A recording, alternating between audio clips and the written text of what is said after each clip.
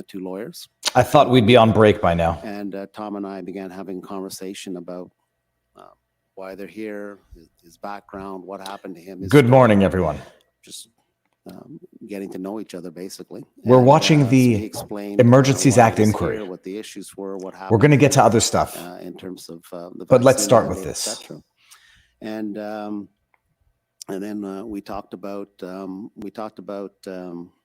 my recollection that, look, you know, if you're this is a meeting with Ottawa City Manager and, testifying. I basically advised them that if they're going to have a meeting with the mayor, they have to show something in good faith back. And on Justin Trudeau invoking the Emergencies Act. When I came back out from seeing the mayor, I forgot to mention that. As I said, good morning, well, if I'm going everyone, to meet with them, I need to get chat. something back in return. I'm not going to meet with them just for the sake of meeting with them. And the police officer suggested, well, maybe we can start getting them, ask them to move the trucks out of some of the neighborhoods. I said, well, that would be a good thing to try and relieve the pressure on those people in those neighborhoods. This is so boring. They would agree to do that. So OPS was the one who made the suggestion that maybe the exchange it's so boring for meeting with the mayor would be getting the trucks out of the neighborhood. That's right. And okay. So when we were talking to Tom, and I don't remember it was exactly what so Tom does not justify what happened. Keith and Eva came in after. Are the witness statements publicly available? Came in after the I'm not sure. PLT officers also joined, or was it I'll just? Put the link to this. They came in also, so everybody can hear it. So they all joined the meeting at that time, and then we had a. This will not have about, the viewership of the Johnny Depp trial. Everyone. The protests and would they be willing to move trucks out of the neighborhoods? They said yes. Good morning, Rubia. To do that. And we said, well, then we have to work out the logistics, and they'll get back to us. So we met for about, in total. It's tremendously boring. Let me know if my audio levels are off. It's tremendously boring. They left, but what it's showing, this guy, forget his name now, talk hold about on. What the terms would be of them. This is Steve Kanalakis, and the city manager which that would for happen, Ottawa, and get an has said multiple times to do that. And what was they your did not understanding want for politicians why the getting protesters wanted involved to meet with the mayor? situation. Well, they didn't tell me specifically, but I assume that it was a symbolic, significant gesture. If somebody, no one was meeting with them of any official capacity at the political level, and I would think that you'd have to ask them when they testify. But I assumed the mayor was the first step in trying to open. I'll talk over this for a little bit. Someone senior. This is the city manager basically saying we were trying to find a solution to this. We didn't want it to become political. We didn't want elected officials getting involved. That were going to be taken after that meeting. And elected officials got involved. I think we exchanged the numbers, and then we said that we'd. So the issue was we'd get back. Parked cars. Exactly that we'd reconnect. For with which each other Justin Trudeau invoked the Emergencies Act. A number of things happened after that in terms Where of is the Rumble? Like, I want to see that we're live on Rumble. Surge later in the day. And, on the menu today, people, we're witnessing the Alex Jones effects in real time. Well, my understanding is that the next day you did indicate to Chief Slowly and Deputy Chief Ferguson, Deputy Chief Bell, the family of George Floyd relayed a little bit of the threatening to sue that had been Kanye West. Is that right? I did. For claiming the outcome of the meeting George Floyd's death and with might have resulted from an overdose. And protest leaders. Did they express any concerns about Kanye's going to buy Ye. Kanye's going to buy. There were a couple Parler, points. I mean, it depends where we are in the story. My audio is much louder. We hadn't than at that video. point so figured out the logistics of, or the terms of what the agreement would be. That happened later in the week and didn't get finalized. That audio's on full. Sunday the 13th, I believe. So at that point, it was more an indication of what I gave an overview of the Chief Slowly and his team. So you were the one. The discussion was what they had asked for and what we were going to pursue in terms of, or what we were going to start pursuing in terms of trying to get an agreement. Yeah, James Martin says the link has the transcriptions for after testimony, but all witness gave statements in anticipation. Curious if true. I know they've been putting statements to the witnesses before they go. That was a comment. So no details had been fleshed out at that point. None. Okay. So you exchanged numbers. You briefed the mayor about what had happened. They're talking about the Emergencies Act being invoked for parked vehicles, which according to Mathieu Fleury are weapons. Pickup trucks are weapons. Weapons were parked all over the sidewalk. But he was put in contact, or he was contacted by Dean French. And Dean French told the mayor that what the mayor can speak for himself. But my understanding was that he was trying to help, and that Good morning, he was Davina. trying to help to get a resolution to this agreement that we had. A tentative agreement, by the way, my And, understanding the is mayor Trudeau passed knew on about Dean the tentative French to, agreement Serge and Arpin, then declared the Emergencies and I Act believe they had a nonetheless. conversation. No I don't know exactly negotiations. what they talked about. And Tyrants then, do not negotiate. Serge Arpin gave Dean French my number, and he contacted me and basically announced himself as a helpful third party that was going to try to mediate between the two to try and come up with an agreement. Okay, so then you became the point person for that. No, I became the point person to get to the place where the logistics were agreed to, but the actual negotiation of the terms of the letter that was eventually sent to Ms. Litch, that she replied back agreeing to. I think we're going to put on pause sooner than later, and then I'll go back and listen to it later. I've been listening for about an hour. Okay. I was engaged in that. Nothing remotely helpful to the federal government. So between February 8th, when you have the meeting with the PLT members and Tom Marazzo et al., and then the 10th of February, when the call from Dean Good French morning, comes Viva. in, Was hoping you were doing was there some any kind of coverage. movement on that? I deal want to see between the Jim 8th and Watson the is on 10th? the list today. Jim Watson is the mayor of Ottawa. Really not going to be a good moving witness. Till the 10th was. This is the witness list for the day. What day was that? We're at Steve Canelacos. The 8th was Monday. Serge Arpin, No, City the of Ottawa. 13th was Sunday. Jim Watson so is the was mayor. Maybe a Thursday. I don't know who these people are. That's something for Mr. Arpin to answer in terms of what discussions were taking place at that point. But things didn't really start taking shape till later in the week, early weekend. And it wasn't until probably Sunday morning, the 13th, that I saw a draft in terms of the terms that's in that letter that was made public. So you weren't Travis, involved in the boss, drafting of the thank you letters? very much. I was involved in providing some advice on the drafting of the letters based on my discussions with police. So Serge, we'll do this for a few minutes, then we'll end it, and I'll come back later after we cover some stuff and talk amongst ourselves. But so specifically, the letter. This is going to be boring as hell. Wellington Street, was that one of the points of discussion with OPS? It was generally, yes. Okay. So then, if I understand correctly, what you're saying, on the 10th, Dean French called and announced himself as potentially being helpful or a potential mediator. And then the letters were drafted and sent, I believe, on the 12th of February. And in that time, you were having discussions with Chief Slowly. Was it Chief Slowly or anybody else within OPS? Deputy Chief Ferguson? No, it was, there were a couple calls. The final call was before the letters went out on, it was over noon hour on the Sunday, the 13th. It was right to the wire in terms of when the letters finally were approved. Okay, so they're dated the 12th, but you're saying they were exchanged on the 13th. Do I know? So that's what I don't know why the document was redacted. Okay. It was an email with him. So while they're I being don't know why it was finalized, your involvement is getting some input from OPS and suggesting some wording to the letter, including the area where the trucks are going to relocate to. Is that right? Yeah, Serge had various drafts. It was going back and forth, and I don't remember the drafts, but different language, and I was providing some edits and some advice on the final language in the letter. And why was Wellington Street chosen? Who chose Wellington Street?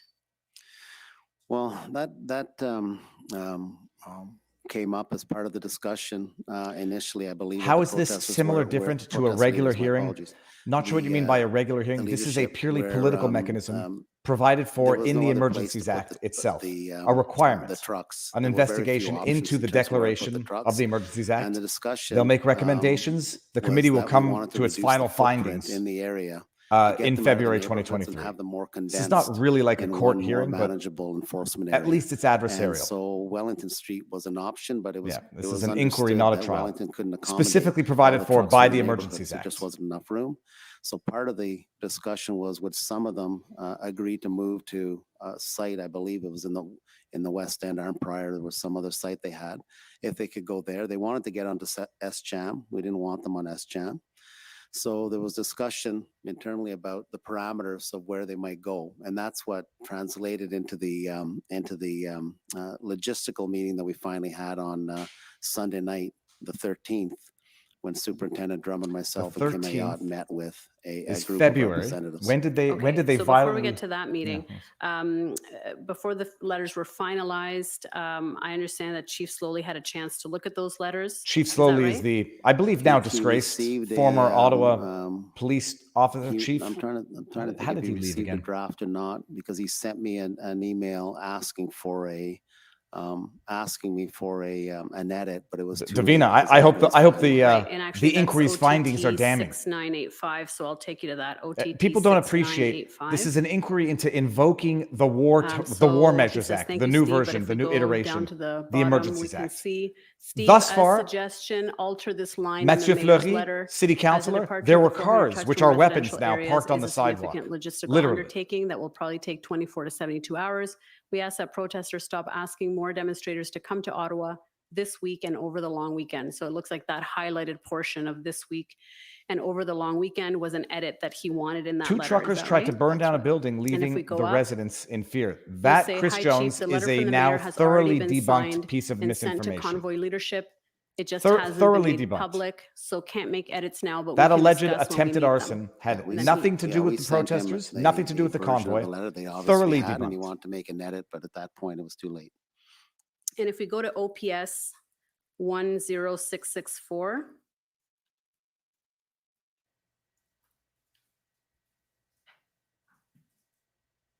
Just going to pull up a link here. We go there we go. It looks to be from Christiane Hanot, and she says, Steve, can you send me a copy of the letters we just discussed on our call? Redemo convoy negotiations. Thanks. And who did you understand her to be? This is from CBC. I can't share it. In a news release announcing both sets of charges against the people who arrested, police said there is no information indicating the men were involved in any way with the protests. So I highlighted your comments to illustrate. I think she was on the call, the noon hour call. It wasn't a phone call specifically with her. I think she participated in the noon call with Chief Slowly. At least this inquiry has two sides, unlike the day democracy almost died. I think Kim Ayotte was on the True call Vikes also. fan. So we had a call at noon hour, and my understanding from this is Christiane Hanot is following up on that phone call. I see. And this would be on February 13th at noon? By the way, and that was a CBC article that had to confirm it had nothing to do with the convoy. Let me get the article so everybody can have it. It was a lie at the time because people had no reason to say it had anything to do with the convoy. And it's a bigger lie for anyone to repeat it now. But alas. It looks like on Sunday at 1:44, you sent those letters to Chief Slowly, Deputy Chief Bell, put it in the Rumble link as well. Christiane Hanot, and John Steinbachs. That's correct. And if I can take you to OTT 7009. OTT, eh? OTT. Here we go.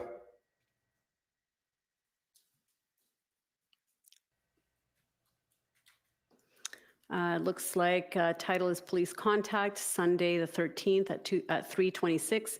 You say to Chief Slowly, Chief, can you please provide the name and contact info of who will be joining Kim Ayotte in the negotiations with the protest leaders to deal with negotiations? The egress and I believe that should be right? Relocation plan? Oh, they were negotiating a relocation plan, a peaceful resolution of a peaceful protest? Well, let's hear it. When the letters were sent, we agreed that we would meet that evening because we wanted to get this going as fast as possible, and that they would send a representative group to City Hall to meet with myself, Kim Ayotte, and a senior police official to deal with the logistics, because Kim and I were in no position, as I said earlier in my testimony, to arbitrarily dictate where trucks would move or to be able to manage the relocation logistically. We needed police to be able to do that, to facilitate that, negotiate that, and ensure that the relocation plan was consistent with any future plans they had, or any safety issues, officer safety Kentucky issues. Frit says, nice to see your pits are sweating moistly today.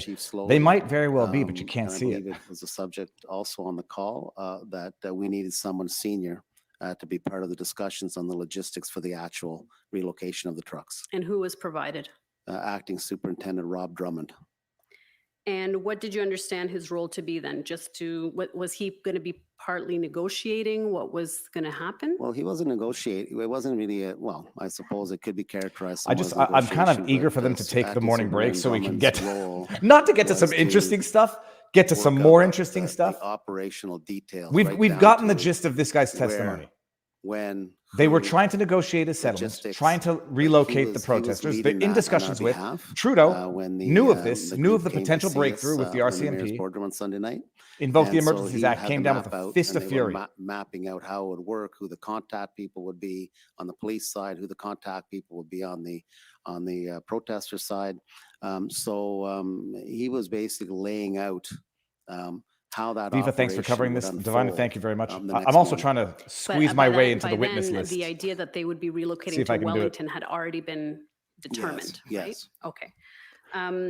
And in your call earlier that morning, or at the noon call, did anybody on the call, Steve Bell, Trish Ferguson, Peter Slowly, what are we watching? Did anybody raise if you don't know what you're watching, it's going to be boring. This is the public order emission. Emergency Commission investigating Justin Trudeau, declaring a national emergency and invoking the Emergencies Act to violently suppress a peaceful protest.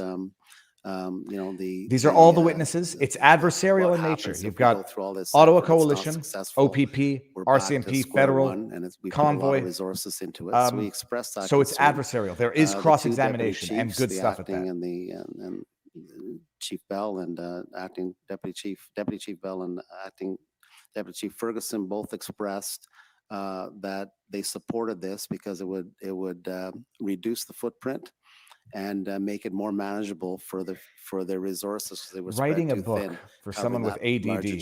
I don't have diagnosed ADD, but writing a book for the movement of the trucks. That'd be tough. And so, despite Chief Slowly's reservations, did he ultimately agree that this should move forward? I don't recall that he actually said he agreed, but he didn't object to the point where, because he could have obviously stopped it, but he didn't. I never heard him say we're a go. He was basically silent on that point. I don't know what the redactions were. I don't think it was for like it might have just been personal information of somebody, because there's no reason why anything else would have been redacted. And so but I don't know. Now we're at this meeting, February 13th. You said it was you, February Mr. 13th. Ayot, When did they violently suppress who the else was protest? there? February 13th. I don't remember everybody's names. It was on the list. Superintendent Drummond was there. Superintendent Chalmers. I think Ottawa. Keith Wilson was there. No, Eva was there. Keith Wilson. The 13th. There, I believe, but maybe not. I'd have to go back. You'd have to go back to show me the document. I don't remember the other people's names. February 20th is when it seemingly Chris ended. Chris Barber, sorry, was there. Was Tom Marazzo there? No. Tom Marazzo has been on the channel, ran for office. Very good guy. Individuals would you say were there? How many protesters were there? How many protesters? I think there were 6 of them altogether.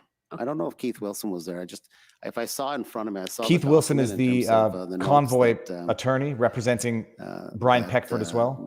He's been on the channel. He will come back on to give us some updates. But I don't remember. Especially when there's a ruling on the charter challenge. They weren't available yesterday, but I'm not sure if they're available now.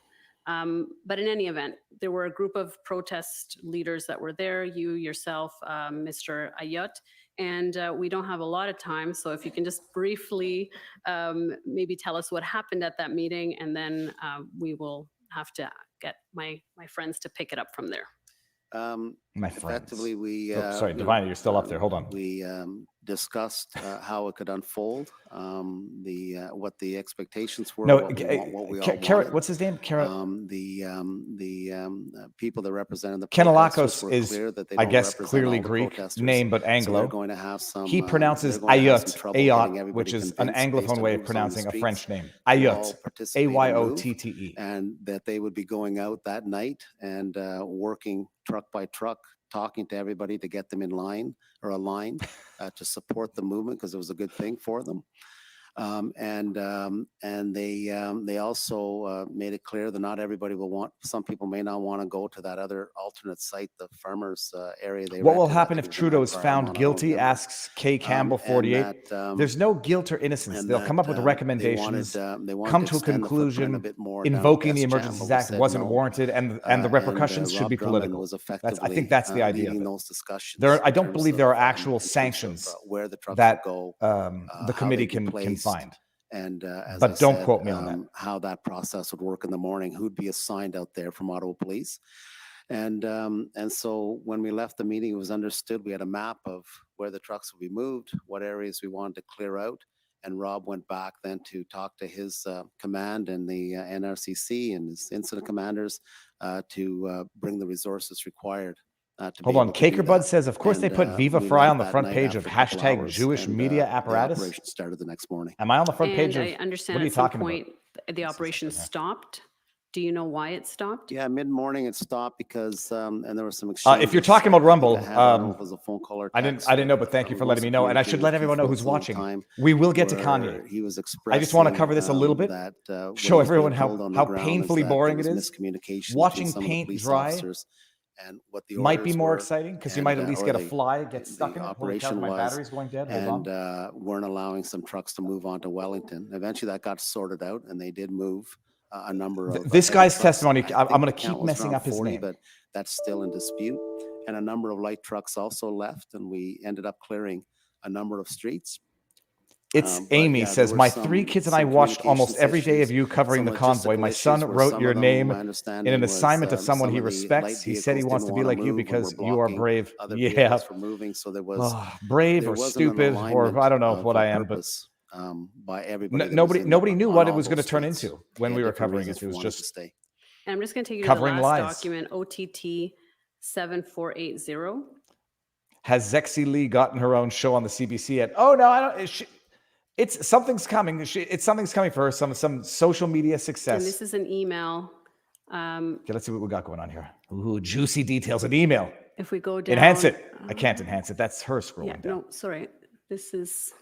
But just to shorten up, this is a city manager right here, basically confirming the city basically had everything they needed. They just needed to coordinate with police to remove the trucks. They were negotiating with the protesters, discussing. They did not want politicians getting involved to politicize the protests further. I tweeted out what he said. Security, but I've known Larry.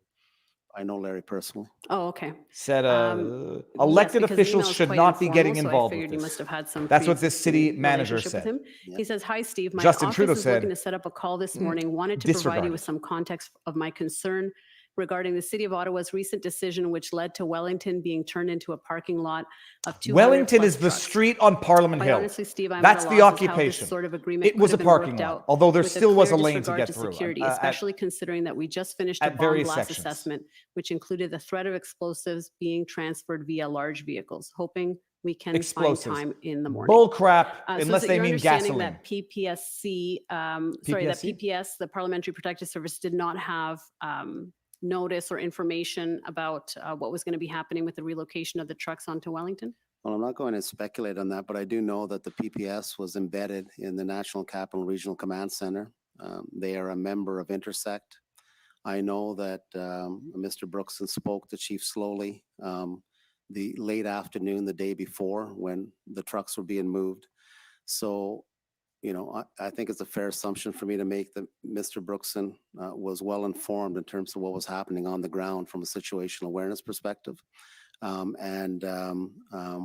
know, the bomb blast assessment, quite frankly, I'm not disregarding it, but it was a little late then. We already had hundreds of trucks up on Wellington Street to be concerned about moving another 40 trucks up there. So you know, that's his role. Yeah, they were worried about to take bombs. care of the security of the Hill, and it's an important role, and I respect that.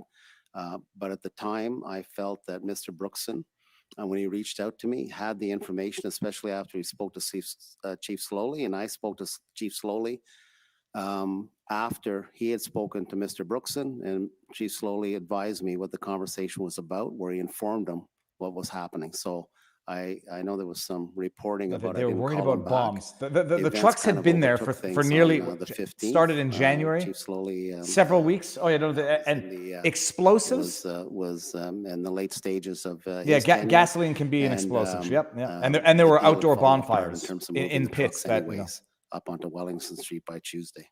Okay, and so did you tell anybody at the federal level yourself about this deal? I know February 8th is when you kind of had that discussion, and it also coincided with a tripartite meeting. Is that something you would have brought up at a tripartite meeting? I told, I'm not sure when, but I know I told Rob Stewart, the Deputy Minister of Public Safety, and I also sent Rob Stewart the letters that were agreed to, the agreement letters. And so ultimately the mayor never met with the protesters, is that right? They never fulfilled their end of the bargain, so he never met with them. Okay. Oh, Jim Watson, you're going to have some explaining to do. Those are all my questions. Oh, yeah. Thank you. How did that go? We went a little bit over, yes, we did. Which I regret, and but we'll take the morning break at the moment. Okay, how long? We can start with the cross-examinations right after the 15-minute break. 15 minutes? And I will show a little latitude in cross-examination, given the excess of in the direct, which is pursuant to our rule. Well, hold on. I mean, that direct was damning enough. The cross is going to be a very friendly cross. Will be matched in terms of cross-examination time. Oh, that's going to be interesting. So, 15-minute break. We'll be back at 55. 5 minutes to 12. They will not be back at 5 minutes to 12. Let me make my prediction now. The commission is in recess for 15 minutes. La commission est levée pour 15 minutes. Il y a une pause pour 15 minutes. Prediction, everybody? They will not be back. Oh, it's already 11:41. They're not going to be back at 11:55. Okay. Good morning, everybody. Watching that, it's sort of painful, but it's not so boring. And this is not to say smart, educated. It's not so boring when you know what you're looking for. It's kind of like, if we can think of an analogy, going to a museum. Going to a museum is not boring if you have an interest in the artwork and you know what you're looking for. Going to a museum when you have no interest in the art and don't know what you're looking for, not a question of intelligence or anything. It's a question of personal interest. It's boring. I understand that this is going to be boring, confusing, convoluted for a lot of people who are either not interested in what's going on or not sufficiently involved in the details that they can understand the interesting details coming out in the nuanced testimony.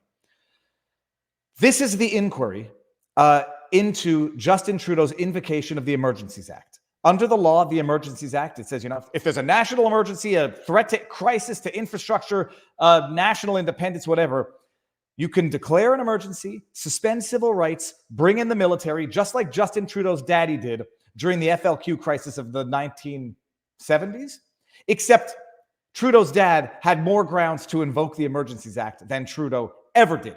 During the FLQ crisis, le Front de Libération de Québec, there were actual bombs going off in mailboxes. A politician was kidnapped and murdered. Pierre Laporte. During the FLQ crisis, there was actual domestic terrorism. Now, Trudeau's daddy invoked the act and then weaponized even the legitimate invocation of the War Measures Act to persecute his political adversaries.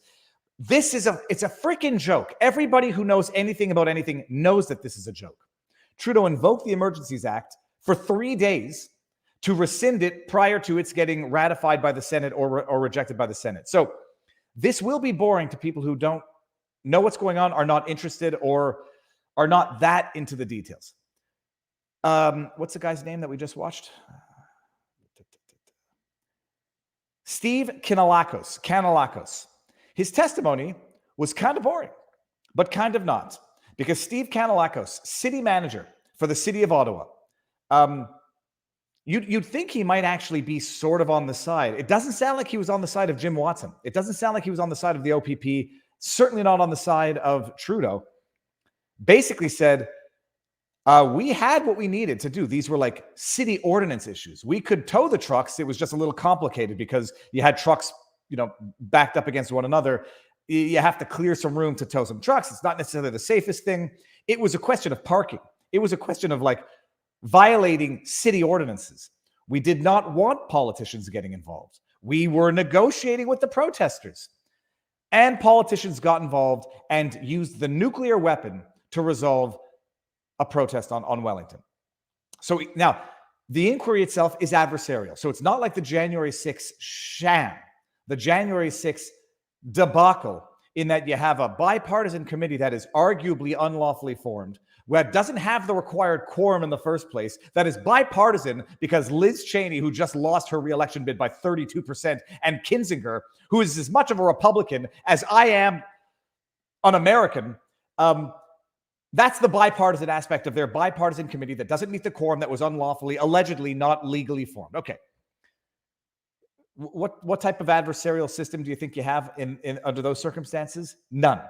This inquiry is adversarial of sorts, in that you have various parties actively participating, represented with diverging interests. So it is actually adversarial. There was a cross-examination of Mathieu Fleury, Catherine McKenney, city councillors to Ottawa. Their cross-examinations didn't go very well. They did not look very good on cross-examination. In fact, they looked so bad that the highlights of Catherine McKenney's testimony that I was tweeting out over the weekend caused her to block me on Twitter. Mathieu Fleury, who testifies eloquently in English for hours, all of a sudden, when asked to explain what he meant by microaggressions in the context of the Emergencies Act, all of a sudden doesn't speak English. And then you got Catherine McKenney up on stage on a live mic, instructing the other city councillor to answer in French to frustrate the cross-examining attorney's ability to cross-examine. Yeah. Egregious abuse of power, nature lover, to say the least. So that's what's going on.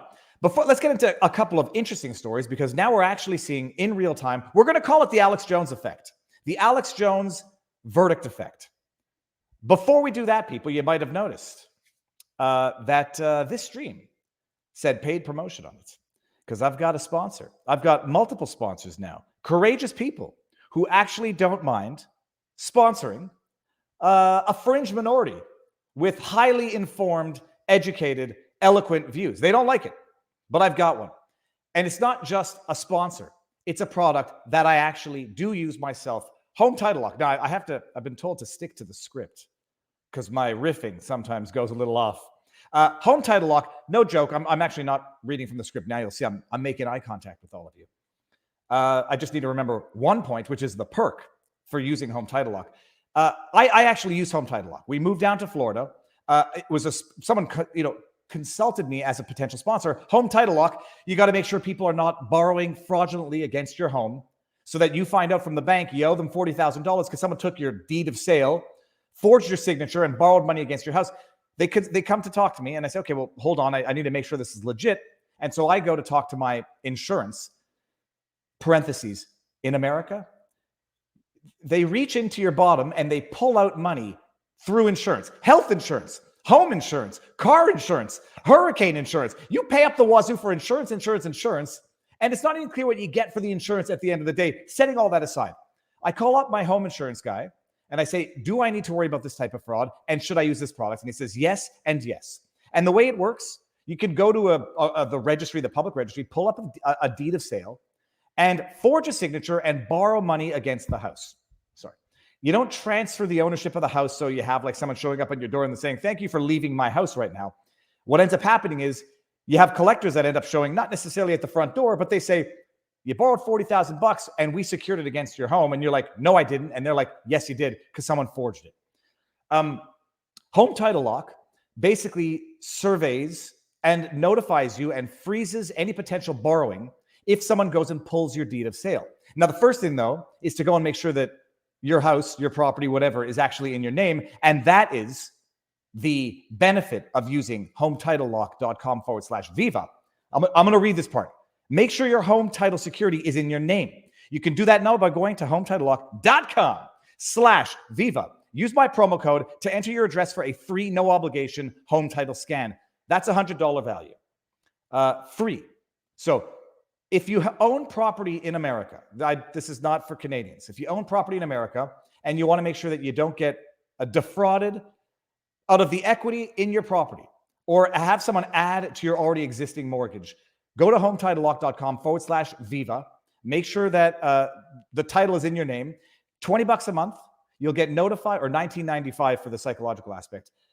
You'll notice that if someone does try to borrow against your house, you'll get notified. There'll be a freeze on it, so they cannot borrow against your house. And I'm going to have them on Friday for 10 minutes to explain. Now, I'm going to bring up Viva is a grifter, Keith Hutchins, who I know is a proud troll of the channel.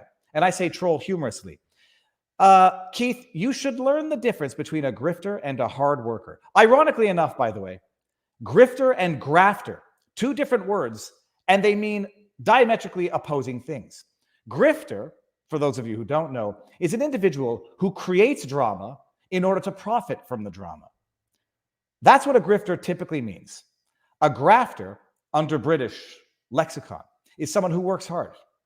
So that's a typo. Keith, I presume that's a typo, and you meant to call me a grafter, because I am, in fact, a hard worker, a diligent hard worker, despite all of my propensities for wanting to go out and fish 24 hours a day. So that's it. Viva, HomeTitleLock.com/Viva. You get the free assessment, $19.95 a month, so that you can at least rest assured that if something happens, you're going to get notified and that they're not going to be able to go that one step further and borrow against your property. Now, the Alex Jones effect. Do we move this on over to Rumble exclusively? Let's do it. Let's do it. I didn't put the link in. Let's get on over. Let's mosey on over to the Rumbles exclusively, so we can go party harty over there. Not so we can do anything that I wouldn't do here. I'm going to post this stream to YouTube tomorrow. Because Rumble supports free speech. Rumble supports creators who supports free speech. And that means sometimes tolerating the speech of people who you don't like. You don't need to protect the speech that you do like. That's not the speech that needs protection, people. So let's wind this up on YouTube. Head on over to Rumble. I will give me 2 seconds to put the link here. And we're going to talk about the Alex Jones effect. We're viewing it in real time. Ironically, now I see the ad on my video is Home Title Lock.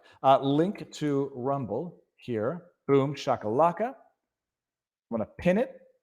And then we're going to move on over to the east side. Because we're moving on up to the east side. Let me see here. I just saw a super chat before I go over. There it is. Quick take on the fishermen getting arrested and having their property taken as evidence. The walleye cheater guys. Well, I don't know what property was taken as evidence. The civil forfeiture stuff, not a fan of, period. In fact, not a fan. Vehemently against civil forfeiture. It's just non-judicial theft. Seizing their boat, their tackle as evidence, I could imagine there being some correlation there. To the extent they get it back, investigate, get it back. But the charges, dude, they were attempting to fraudulently misappropriate close to $30,000 in winnings. That's a threshold. That's a big threshold. Thank you for the super chat. But yeah, no, civil forfeiture is a very, very big no-no. It's seizing of property in the absence of a court order at the investigative level only, and then sometimes you never get it back. No. Okay, ending on YouTube, going to Rumble. People, see you there in 3, 2, 1. I think we're alone now. I can end this. Okay, good. Got to go back to StreamYard. And let me make sure that we're still live on the Rumbles. We are. And there's a $5 Rumble rant there, which reads as follows. Glassich says, Rumble rant, good gobbles. Thank you very much. $5 Rumble rant.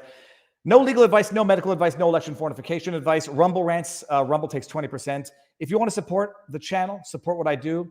If you want to support Robert Barnes and myself, the best possible place is local. Viva Locals. VivaBarnesLaw.locals.com. All right, let's talk about the Alex Jones effect.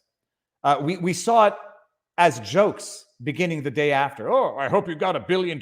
You said something that hurt someone's feelings. I hope you have $1 billion. Oh, you said something false that hurt somebody's feelings. I hope you have $1 billion.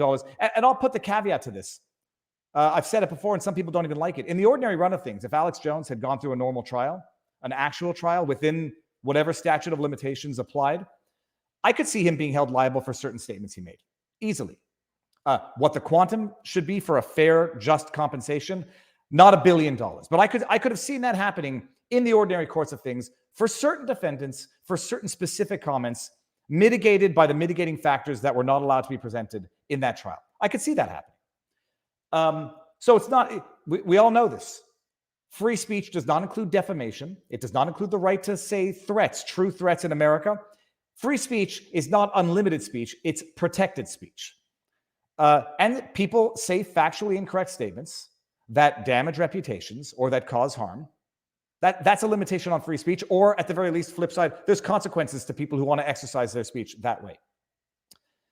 The problem, and anybody who has the slightest conscience or sense of justice, should be everyone deserves a trial, and regardless of how egregious you think their conduct is, they still deserve a trial. Even if they are foreclosed from pleading, they have the right to cross-examine, they have the right to insist that the plaintiff make their case before a jury, which was denied to Alex Jones. So even if he had gone through a trial in the fairest of circumstances, I could see some of his statements being actionable and being punished. Fairly and justly, a different realm. Others might have been time-barred. Others might have been unspecified as relates to the individuals about whom the statements were made. And others might be just not actionable. But the trial is what it is. My goodness, they're back at 11:55. Hold on, let me put it on pause and we'll come back to it afterwards. They're back at 11:55 and I'm wrong. Let me just put the whole thing on pause. Ottawa's hearing. Damn it. Ottawa public hearings. I'm going to put it on mute and we'll come back to it after I finish this segment. So the Alex Jones effect in real time right now. The day after the verdict, everyone's on Twitter. Oh, you insult somebody? $1 billion. You get $1 billion. You get $1 billion. Well, now Kanye West is being threatened with a suit from the family of George Floyd for statements Kanye made, what day is it today? Apparently yesterday, about his opinion or what he believes to have been the cause of death of George Floyd. He made a statement that George Floyd, and this is Kanye's statement, interwebs, interworlds, this is Kanye's statement, although it was a disputed fact at trial, it was a position of the parties at trial that George Floyd died from a drug overdose and not from asphyxiation from the knee to the neck of, I can't believe I can't remember his name now, Derek Chauvin. Now, ultimately, the jury found that the cause of death was Derek Chauvin and not drug overdose, so the defense didn't work, but it was a defense raised by Chauvin at trial. Kanye West is on a podcast and makes this affirmation or makes a statement to this effect. And the Alex Jones effect, rippling in real time, being what it is, lo and behold, hey, $1 billion, Kanye. You said something that someone thinks is factually incorrect. By the way, a judicial fact is a little different than a fact. But nonetheless, judicial fact, the jury found the cause of death was not fentanyl overdose, it was Derek Chauvin's knee.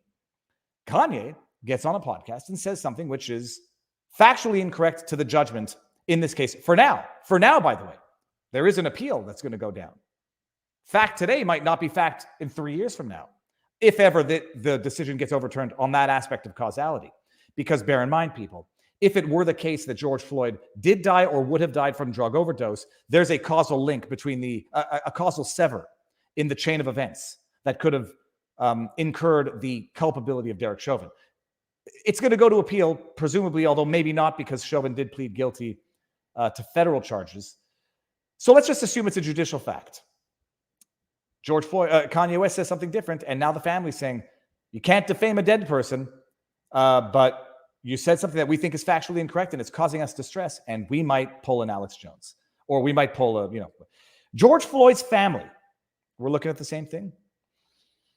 Has said it may sue Kanye West for suggesting Floyd's brutal, caught-on-camera death under the knee of a murderous Minnesota cop was really a fentanyl overdose. There's a lot of descriptiveness in there for journalism. George Floyd's family has said it may sue Kanye West for suggesting Floyd's brutal, caught-on-camera death under the knee of a murderous Minnesota cop was really a fentanyl overdose. Quote, while one cannot defame the dead, the family of George Floyd is considering suit for Kanye's false statements about the manner of his death, the attorney Lee Merritt confirmed late Sunday. Quote, claiming Floyd died from fentanyl not the brutality, established criminally and civilly, undermines and diminishes the Floyd family fight. Merritt said that the members of the Floyd family contacted me distraught over the reprehensible remarks that Kanye shared in an hours-long interview on the Drink Champs podcast Sunday. They're going to have to call him Boozy, not Yeezy. Boozy Easy. During the Boozy chat, West, now named Ye, said he was inspired by watching The Greatest Lie Ever Sold, the documentary about Black Lives Matter by Candace Owens, whom the rapper modeled his controversial White Lives Matter t-shirt with. This is the tweet from the attorney for the Floyd family. They hit him with, quoting Kanye West, people. Everyone. I'm quoting Kanye West. I also took flack for saying early on that Chauvin was probably guilty. The trial did raise some, I think, legally did raise some meaningful, reasonable doubts. Not enough for the jury, but it was, if you want to know how the practice of law should look, the defense did a pretty decent job raising reasonable doubts. As good a job as they could have done, given the very damning video evidence. Quoting Kanye, quote, they hit him with the fentanyl, end quote. West insisted on the May 2020 death of 46-year-old dad Floyd that sparked international race riots and protests. Quote, if you look, the guy's knee wasn't even on his neck like that, end quote. Ye insisted of then Minneapolis cop Derek Chauvin, who was later convicted of murder. I'm not sure that I agree with that observation. I know some have tried to reenact and gotten in trouble on YouTube for that, but I'm not sure I agree with that observation. But I would probably take that as Kanye's opinion. Can one have an opinion that contradicts a court ruling? This is the world we're going to be living in hitherto, under the Jones effect. Can one have an opinion that disagrees with a court finding? Court findings now, by the way, are undeniable factual truths. So wrongly convicted individuals historically cannot question them anymore. Oh, but you can then. But this is a serious question. A court ruling, the court says, yeah, guilty. Can I not say, I still think the guy was innocent? Do I have to, am I compelled to say that O.J. Simpson was innocent? O.J.'s going to threaten me with $1 billion lawsuit if I come out and say, I think O.J. Simpson is guilty, despite being found not guilty? Think about where we're going, people. O.J. was acquitted. I don't think he was innocent. Barnes thinks he was innocent. Maybe Barnes thinks he was legally innocent. Oh, can O.J. sue me for $1 billion now for saying, I think O.J. was guilty, even though he was found not guilty by a court of law? Well, if we want to go with the new Alex Jones precedent that Lee Merritt is putting out there, if you say you think O.J. Simpson is guilty of murder, despite having been found not guilty of murder, you open yourself up to a defamation lawsuit. It'll upset O.J. It'll upset his family. Ye also dismissed Floyd's emotive cries for his mother, which was captured in onlookers' harrowing video of his death while pinned to the ground by 4 cops with Chauvin's knee on his neck. This came out at trial. They said he screamed for his mama. Mama was his girlfriend. It's in the documentary. Said Ye, who called himself, quote, Moses out there, and the new, quote, Godfather Michael Corleone. All right, whatever. That's not in the documentary. That came out at trial, or that was an argument at trial, that Mama was the nickname for his girlfriend who was in the car, or who was he was calling out for as he was getting assaulted. Chauvin, who kept his knee on Floyd's neck after he'd gone limp, had also tried to blame drugs found in the system, in the system for his death. However, the medical examiner and a flurry of other experts all made it clear that the cause of death was lack of oxygen and compression on Floyd's neck. And here we got the picture. Chauvin accepted as much when he pleaded guilty to a federal charge for depriving Floyd of his constitutional right to be free from unreasonable force from an officer. I think that might be an arguable statement. He might have pleaded guilty to violating constitutional rights, but not admitting guilt to causation of death. The defendant held his knee across Mr. Floyd's neck and his shoulder, and his right knee on Mr. Floyd's back and arm. His plea agreement in that... the defendant held his left knee across Mr. Floyd's neck, back, and shoulder, and his right knee on Mr. Floyd's back and arm. His plea agreement in that case stated. As Mr. Floyd laid on the ground, handcuffed and unresisting, the defendant kept his knee on Floyd's neck and body, even after Mr. Floyd became unresponsive. The offense resulted in bodily injury to and the death of George Floyd, it added. The offense resulted in bodily injury to and death. That sounds like an admission of guilt. As well as a potential lawsuit. The statements by West, who is already under fire for anti-Semitism, sparked further outrage by civil rights leaders. Okay, never mind. I was gonna say something. Activist Lance Cooper was among many who said the Floyd family should sue Kanye, just like Sandy Hook families sued Alex Jones. George Floyd didn't die because of fentanyl. That racist overdose theory.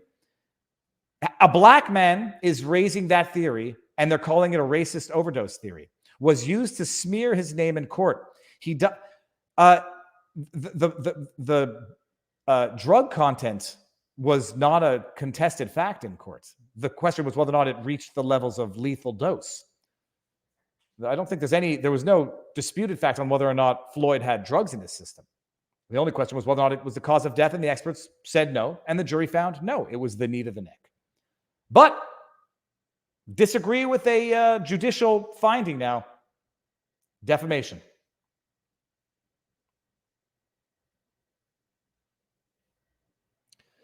Let's finish up that article and then we'll get back to this hearing. But this is it. This is the new world, people. Martin Luther King's youngest daughter, Bernice King, said she was, quote, praying for George Floyd's family, who, after erroneous, terribly insensitive comments that never should have been made, are enduring more today than they were yesterday. During the chat, Kanye wore a cap with 2024 on the front and made clear he planned another run for the White House. Well, that probably won't go very well, but so that's the latest now. The Alex Jones effect. Opinions. This is going to be the question. Is he making a statement of fact, or is he making a statement of opinion? I don't care what the jury found. I believe and I feel. I saw a documentary. This is my conclusion. This is my opinion. Even if it is made as a statement of fact in the mind of Ye, it was the defense raised during the trial. So there will be, in theory, at the very least, litigation privilege. If he's reiterating the defense raised by the defense at trial, even if it wasn't withheld by the jury, can that be defamation now? This is what we want? Espousing a belief that was promoted as a theory during trial. Nope, can't do it anymore. Now it is verboten. No longer any room for discussion on it. And if you talk about it, and if you say what you think, and it runs counter to the narrative of the time, billion-dollar lawsuit.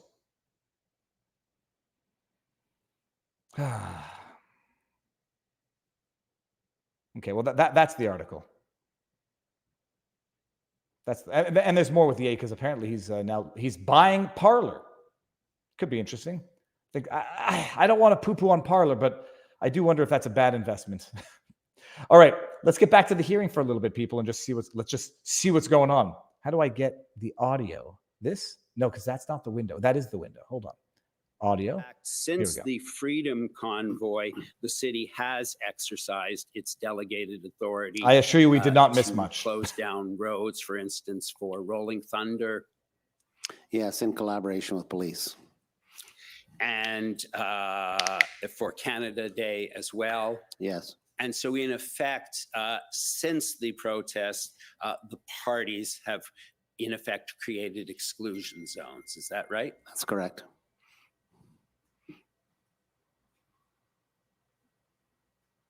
And in fact, if we could turn up document OTT 26171.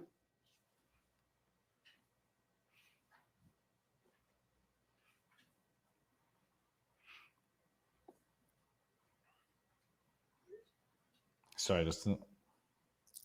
if we could scroll down, please. Oh, okay. So now they're going to go and show how they have the means of blocking streets, of dealing with protests, so you'll see, without having to invoke the Emergencies Act. Councillor Leeper is proposing a motion. I don't know if you recall that. I do. And the motion being put forward in the by chat in the Councillor Rumble Leeper is for the General Manager of Public Works to work with city councillors to close some roads to diminish the volume of vehicles able to access the downtown core. Do you recall that motion? I do. And that was, I guess, his concern was the weekend coming up of February 19th and 20th. Palma And Beat Mr. says, an Gontier, aging man you'll with see vocal if you fry. scroll LOL. up I hope you're not talking then about shares me. that with Kim Ayut. This is so boring. Even it's going to be hours to get to a few gems. City does have the last sentence. While we have the delegated authority to close roads, I would suggest in this case we would only proceed to do so if supported by OPS. Ottawa Police and Services. you agree that that accurate is an well, accurate statement? Well, at that stage, based on what was happening in the city, we wouldn't be closing roads without the support of OPS unilaterally. I do love the Canadian accent. We wouldn't be closing roads without the support of OPS, eh? Wouldn't be the right thing to do. That was Scottish. I don't know. It just turned Scottish all of a sudden. I'm just moving on to talk about the issue of ticketing. And Ticketing. One of the concerns expressed by councillors was the presence of trucks filled or parked on the Queen Elizabeth Drive, and the request by some councillors to have them ticketed as of January 30th. Yes. All that? Yes. And you've expressed the view that you did not see what ticketing would accomplish in that. Where to get merch? Right? TJ61 asks. Would you like me to expand or just say yes or no? Sure. Feel free to. Ticketing, it's like everything else. You can give someone a ticket, and if they don't care they got the ticket and they're willing to pay, no action necessarily results from the ticket. It's like your car parked. Yeah, it's basically, on the market, if you're rich enough, it's a right to break stays parked statutes on the windshield. So without some kind of enforcement action to move it, the truck basically stays there. People might feel better that we ticketed the car or the truck. But the truck's not moving unless we actually tow it. Correct. And I guess you would, and I can call up the document, it's OTT 29632. Do we want to watch all of this all day? This might be too boring, even for the internet. That, I understand that this is a series of text messages. Let's go to the chat. Do we want to watch this, or do we just cover some stories? And I'll listen to this in fast forward motion later on and give you some highlights. To page 11. This is boring for me, and I'm interested in it. Who's this? Give me 1 second. If you look at 10:08. 32. And you can read up above just to give yourself the context. But one of the concerns that Mr. Ayut expressed about this is ticketing will also anger the demonstrators. Okay, that was not an emergency. That was a concern for sure. And in fact, there had been. Hold on, we say no, Viva. Fast forward, no. So hold on. Please move on. Let's make this clear for me. Move on, yes. Move on, no. So yes, that's correct. I'll turn this off and we'll talk about other stuff. No means we stay on this. Starting now. We need a poll function here. Do we have a poll function in Rumble? Create a very volatile situation. Watching hairs grow on my beard is more shared. fun than this. Nuru Kevin. It's boring. This is going to be interesting when you highlight it later. It won't. If we don't pay attention to it, move on. We'll pay attention to it, people. Don't worry. I'll get the highlights on Twitter afterwards. Potentially, yes. And enraging protesters, you shared the police concern that could be counterproductive. Yes. Enraging the protesters. We're done, people. Enraging the protesters. You know what you would have had to do to enrage the protesters? There would have been nothing that you could have done to enrage the protesters, because even when Trudeau came in with armored vehicles, snipers on roofs, pepper spray, batons, that didn't enrage the protesters. They sat there, they got assaulted, they got arrested. They didn't even really fight back. Yeah, you'll see some videos of the shoving back and forth when I was there, and I was noticing the police doing their thing. They were coming with barricades, just taking a step every couple minutes. Take a step. Push everyone back. Take a step. Then, that didn't enrage the protesters. Some of them were there on camera to me saying, "I'm getting arrested at the monument." Some veterans saying, "I'm staying at the War Memorial. I will get arrested if I have to." And they didn't. They ultimately moved, and a few of them did get arrested. A few of them got savagely assaulted, in my humble opinion. Enraged the protesters. You can't enrage good people to do something that they will not. Well, I guess you could. That's not true. You can enrage good people if you antagonize them enough. But those protesters never got enraged, never got antagonized, and never got violent, even when Justin Trudeau's non-military but highly militarized police force got violent. Okay.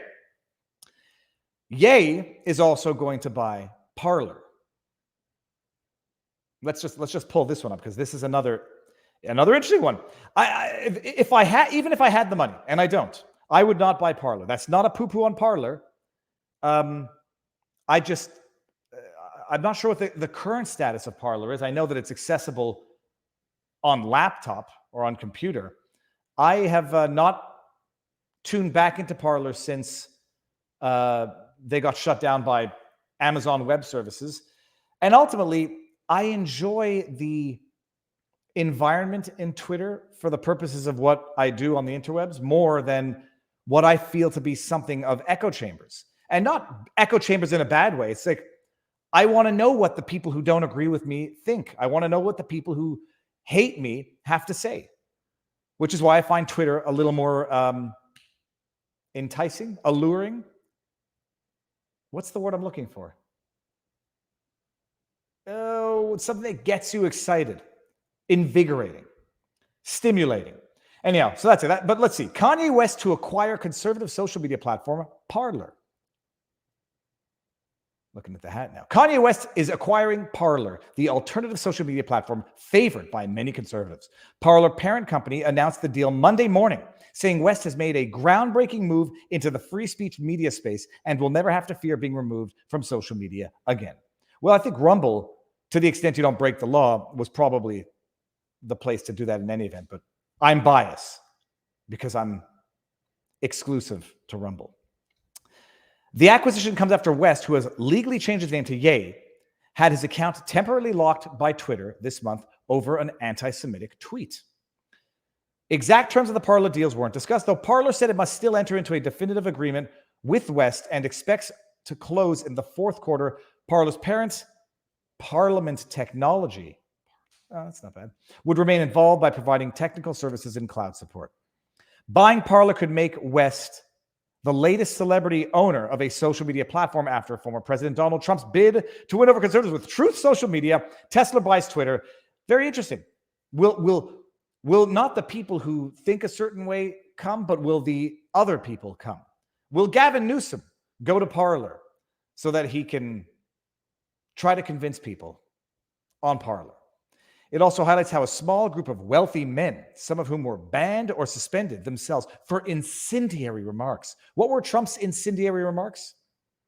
Are looking to own social media platforms in an well, I can think of Musk's incendiary remarks. He referred to somebody as a potato file. They want to bolster free speech, yada, yada, yada. Oh, let's hear this. In a world where conservative opinions are considered to be controversial, we have to make sure that we have the right to freely express ourselves, said West in a press release. Fine.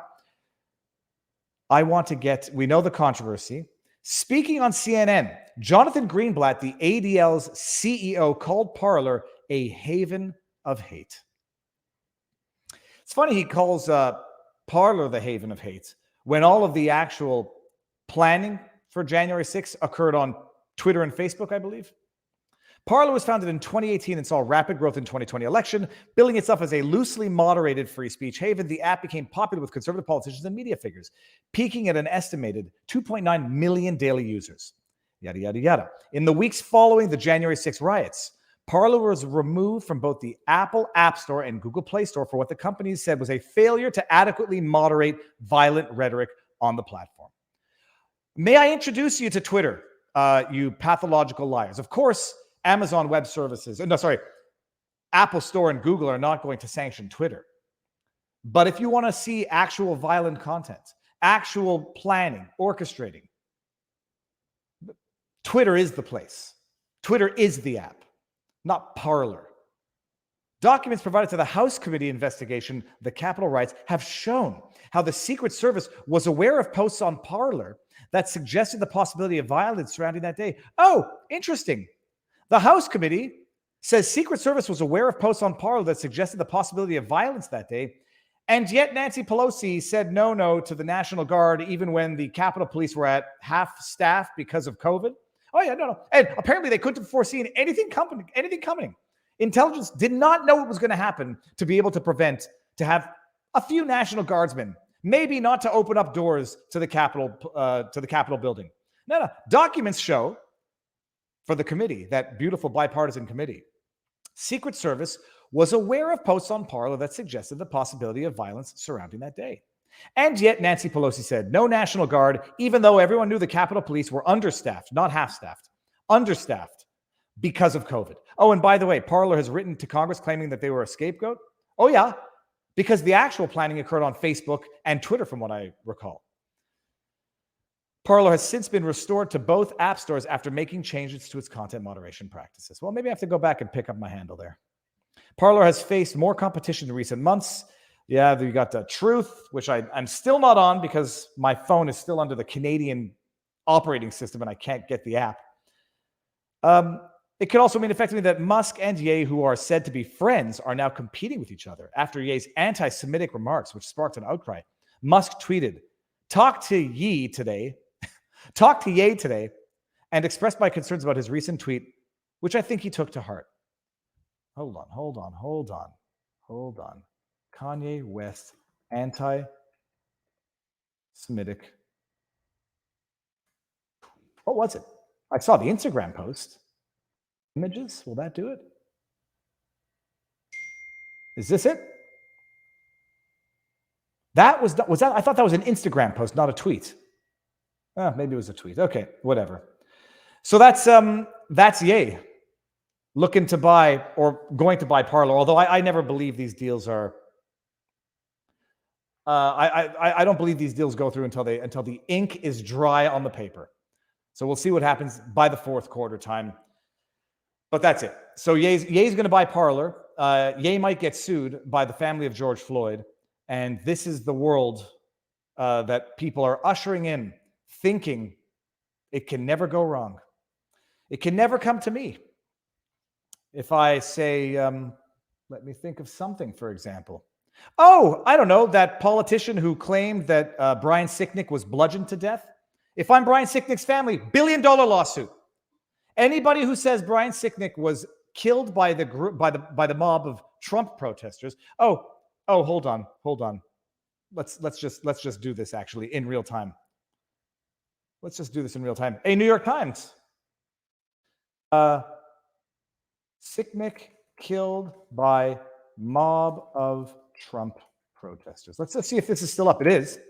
He dreamed of being a Capitol police officer, then was killed by a pro-Trump mob. The death of Brian Sicknick, a military veteran and experienced Capitol police officer, amplified the tragedy of Wednesday's riots and undermined Trump's pro-law enforcement claims. Oh, this is still available. In fact, it's not even behind the typical paywall.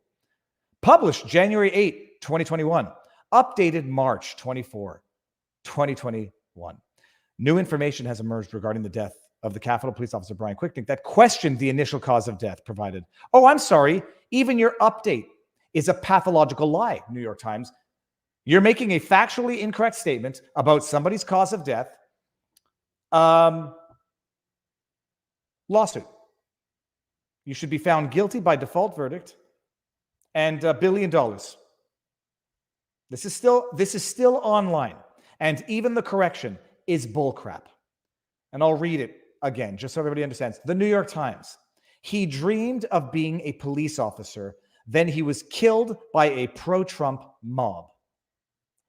Brian Sicknick, who coroners determined died of natural causes of a stroke. And it was known at the time, by the way. Who was it that the other guy there? Viva, Fry, Sicknick.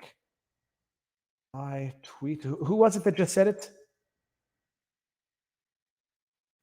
Oh, wait a minute. Do we have a politician? Was it, what's his name? Mondaire.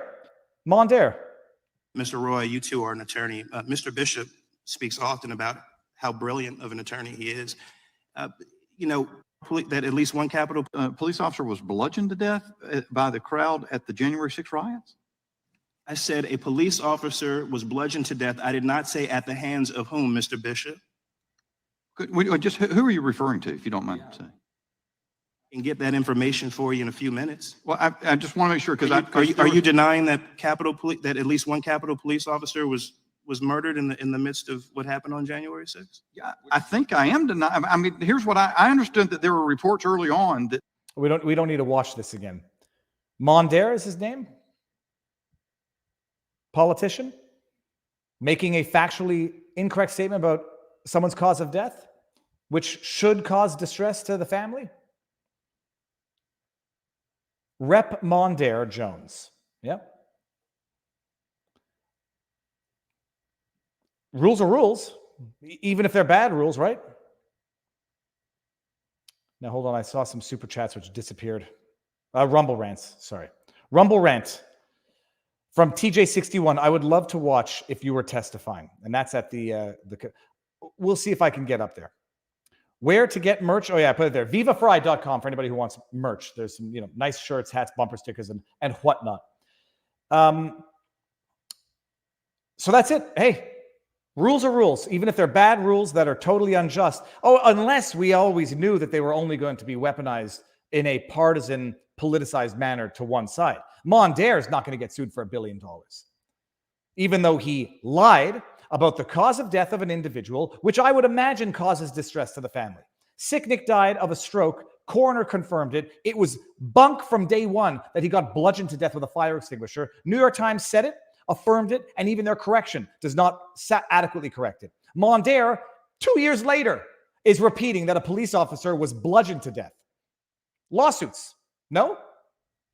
That's how it works. What else?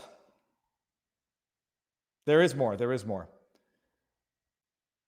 Oh no, we got to watch this. I know some. I know that the only people who don't like Rebel News. I shouldn't say the only people. Rebel News.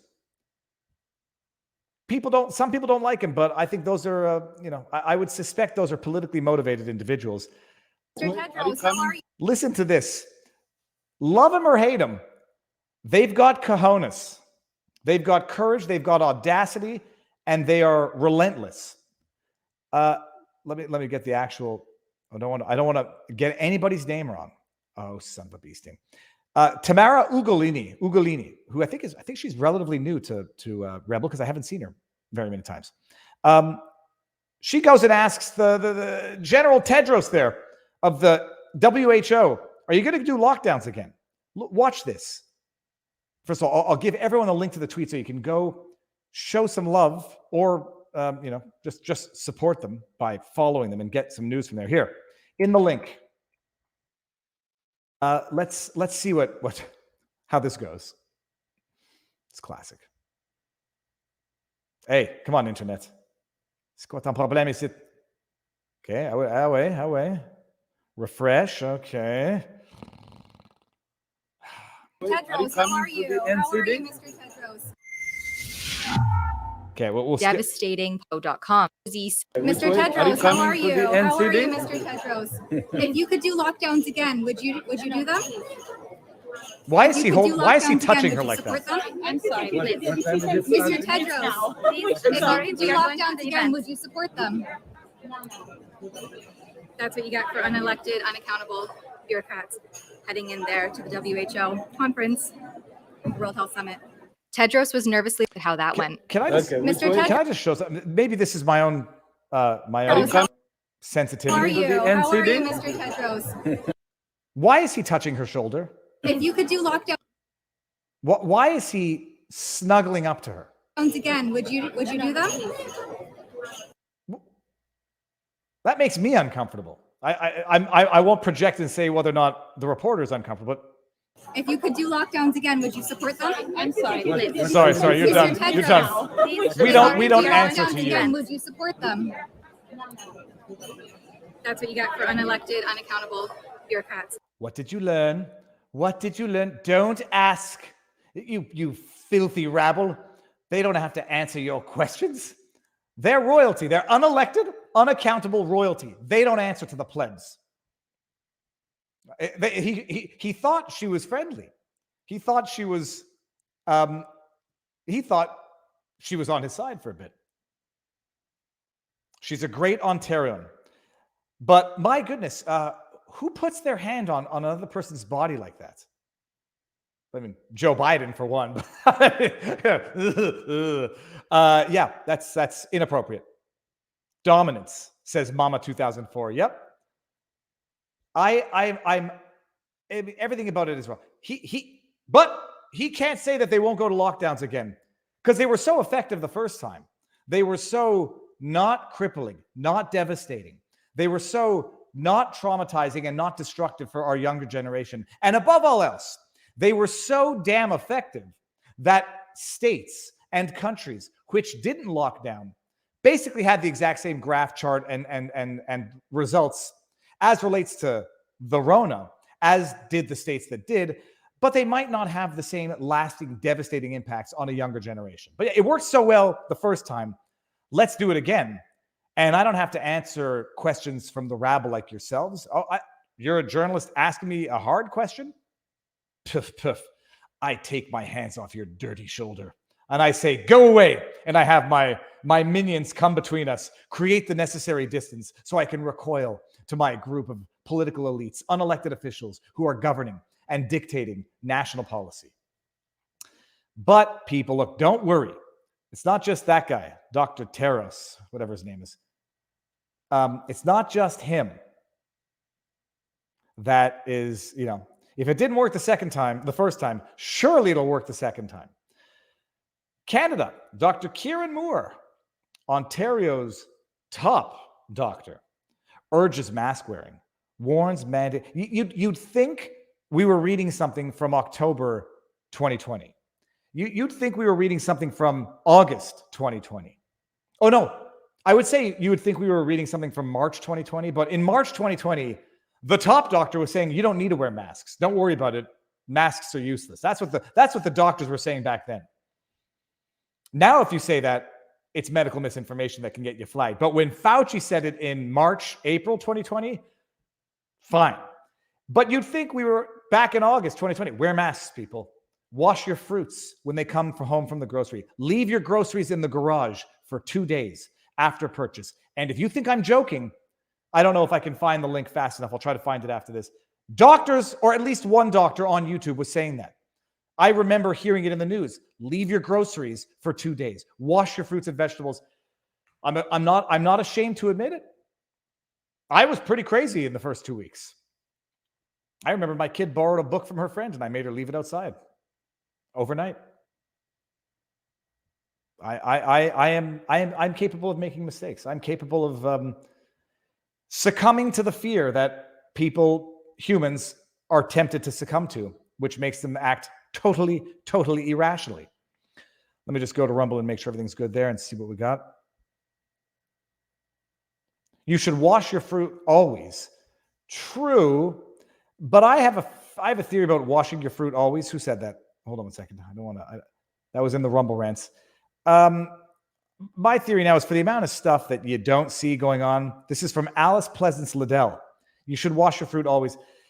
My theory is that for the stuff that you don't see, to do something relatively trivial like that does nothing. And I mean, grapes, things that you're eating raw that have nooks and crannies where vegetables where insects can hide in between, fine.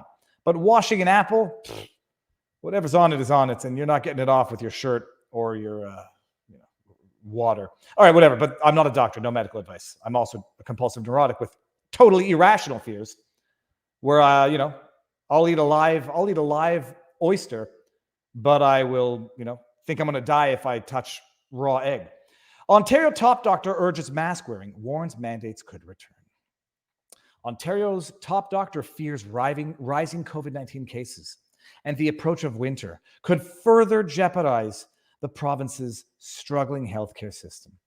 The healthcare system, I'm going to say it over and over again, has been struggling for decades. 2018, Ontario was canceling elective surgeries because of a relatively bad flu season. People should recall there was a flu season that was so bad, I think in the States, 60 to 80,000 people died of the flu.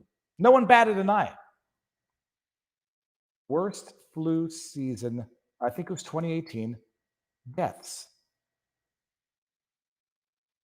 So the CDC estimates 52,000 Americans died of influenza during 2017 to 2018. I thought there was a worse season than that. How about 2018 to 2019? Oh, just a cool 52,000.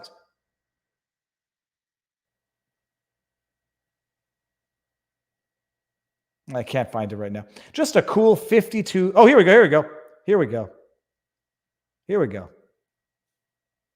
Longer than usual and M-shaped CDC 2018-2019 flu season was odd but not as severe as the previous deadly season. Let me just find 80. Here we go. Death marks, 2017-2018 flu season, the deadliest in 4 decades, topped 80,000 deaths. You all thought I was lying? You all thought I was mad? 2017-2018, just a cool 80,000 people dead. Nobody batted an eye.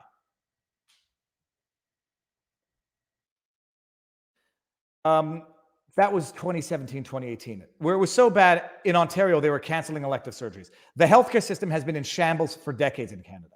But now it's the best excuse ever to re-implement idiotic, unscientific policy. In an interview with Global News, Dr. Kieran Moore, Ontario's medical officer of health, urged people to get vaccines, even after he referred to it as a therapeutic and recognized that it comes with a 1 in 5,000 risk of myocarditis for young men. Even after he said that. Oh, hold on, just so that nobody thinks. Kieran Moore, myocarditis, tweet. Just so nobody thinks. Just so nobody has any doubt. I'm not making this up. Recommend it to everybody instead of saying it's a personal decision. Because at present, we're doing a risk-based approach. What's the risk? The risk, there's always a risk to having any therapeutic.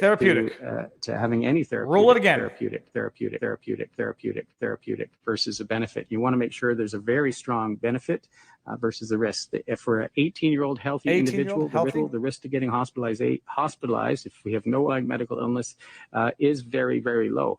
We know there is a risk, a very small risk, 1 in 5,000, that may get myocarditis, for example. And you'd have to have that discussion on the risk-benefit of a complication from the vaccine versus a benefit of decreased hospitalization. So with that parentheses closed, everyone, this is the same doctor. What's it? He doesn't look like Stalin. He looks like Lenin. In an interview with Global News, Dr. Kieran Moore, the officer, urged people to get what he had previously referred to as a therapeutic, boosters, and wear a mask to avoid an unmanageable surge in hospital admissions, like they had in 2018, before COVID. He said the rate of uptake for 4th doses by Ontarians aged 70 and older, around 16%, was not acceptable. Oh, well, maybe there's a lot more fringe minorities with unacceptable views, Dr. Kieran Moore, Justin Trudeau. Oh, I guess all of the, what's my problem? 84% who aren't getting the booster, are they anti-vaxxers? Are they a fringe minority with unacceptable views who take up place, are extremists? Should we tolerate them? It's very interesting. It's very interesting as people get additional information, decision-making changes over time. The 4th dose by Ontarians, around 16%.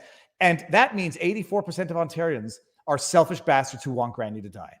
Or they listened to Kieran Moore when he spoke previously. Not acceptable. It's not acceptable.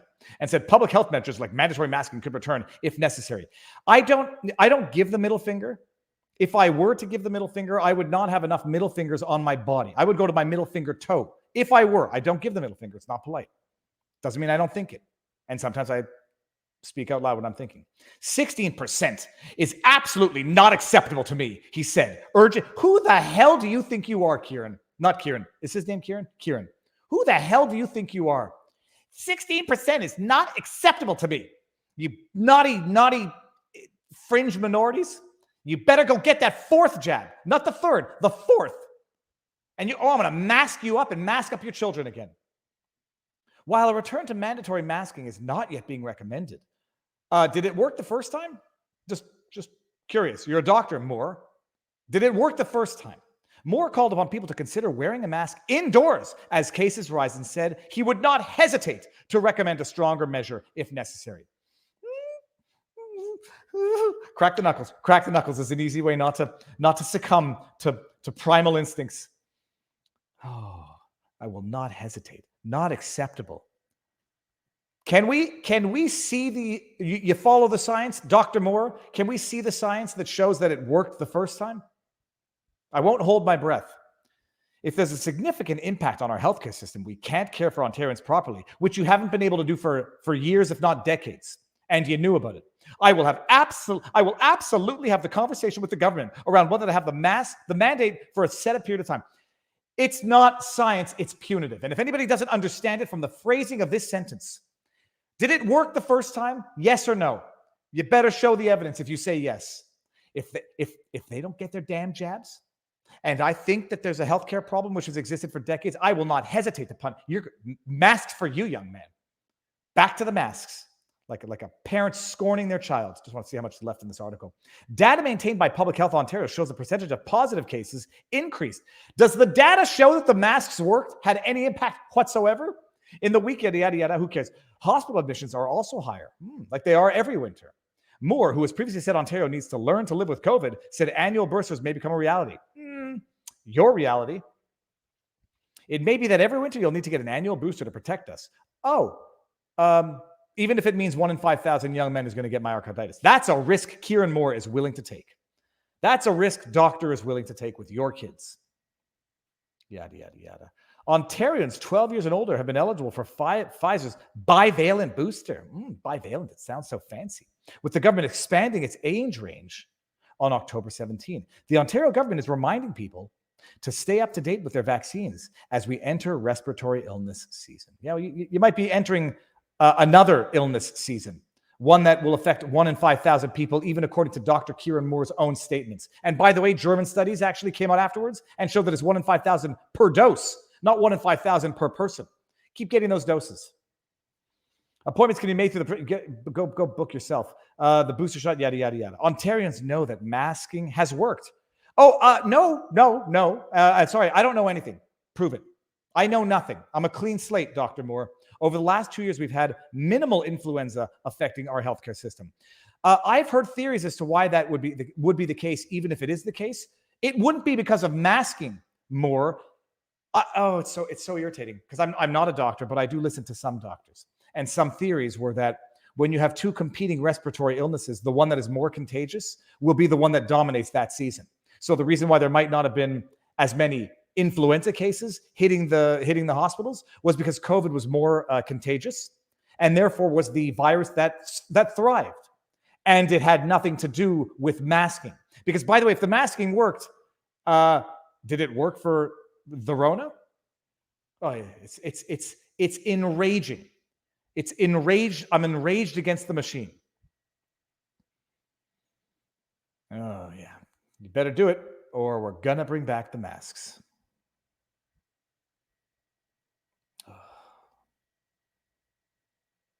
Man, I feel crazy. It's like I know these. If we've been living through this together on this channel, I now know. Kieran Moore comes out and is now referring to it as a vaccine when previously he referred to it as a therapeutic. He's now saying it's necessary to reduce the risk when he said previously 1 in 5,000 risk of myocarditis. He's now saying that the masks worked because we reduced the cases of influenza where they did not reduce the cases of COVID, which was the reason for which people were wearing the masks in the first place. I feel like I'm taking crazy pills. Okay. There's more. Let's see what else we got here. Ontario's top doctor. Okay, no, we just read that story. Get that out of here. No, don't want to invite anybody. I want to see what else we had on the menu. Kanye. Okay, we got that. JP Morgan Chase cuts ties with Kanye. Consequence sound. I couldn't find this story confirmed elsewhere. Apparently that JP Morgan Chase cuts ties with Kanye following allegations he praised Hitler. It's not clear that those two things are connected. That someone alleged Kanye praised Hitler. I'd love to see evidence of that. And contemporaneously, JP Morgan Chase cuts ties with him. No reason given, but it was a week after his social media posts. So, okay, we'll scrap that for now. And I think that might be it for the day. JP Morgan Oh, yeah. Does anybody know how many people died? How many deaths in Canada in 2021 were attributed to COVID? And there's a reason why I'm asking this. Oh, yeah, we're not done yet, people. We ain't done yet. Let me go to Twitter just for 1 second. Does anybody in the chat know? And no exaggeration. It's not. Don't troll. How many deaths in Canada in 2021 were attributed to COVID? Because I want to compare that to the number of people euthanized in Canada. Johnny A says Trump is an effing genius, and I sense there might be sarcasm there. I'm not sure. Oh man, there's a couple more fun stories to cover here. The benevolence of people who think they're doing the right thing by destroying property, violence, suppression of free speech. It's the road to hell is paved in benevolence. Okay, here we go. Let's check this out. Let's just watch this. This is fantastic. Property violence is not violence anymore, people. Eco-activists spray paint Aston Martin showroom in London hours after they were branded thugs and vandals by the UK Home Secretary.